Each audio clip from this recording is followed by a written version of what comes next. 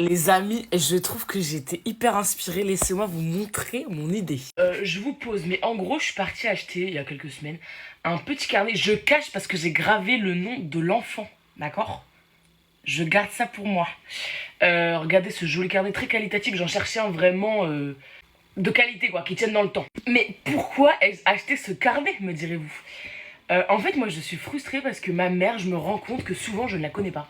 Enfin, je la connais très bien en tant que mère, mais en tant que jeune fille, enfant, adolescente, femme en devenir, je ne la connais pas. Genre, avant que moi j'existe, je ne sais pas qui est ma mère, d'accord?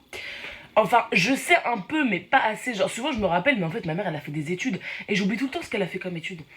Quelle était sa relation avec ses frères et sœurs? Où elle partait en vacances? Il y a plein de trucs qu'en fait, je sais sans savoir. Et je me suis dit, toi, écris à ton enfant. Qui es-tu là quand tu es enceinte? Quelles sont tes passions? Qu'est-ce qui t'anime depuis que t'es petite? Raconte un peu ton chemin de vie dans les...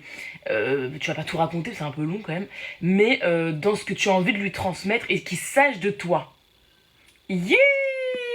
Au-delà de ça, je lui raconte aussi dans ce carnet pourquoi le choix du prénom. Je lui raconte ma réaction quand j'ai appris que j'étais enceinte. Je vais lui raconter la rencontre avec le papa. Et aussi, le papa aussi raconte lui sa vie. Qui est ton papa? D'où il vient? Pourquoi? Comment on s'est rencontrés? Tout ça là.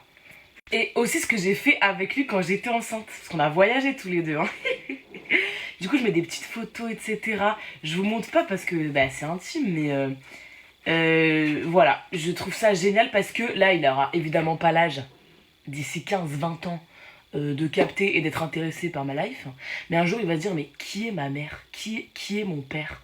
Et ben je dirai, alors la poto, tiens!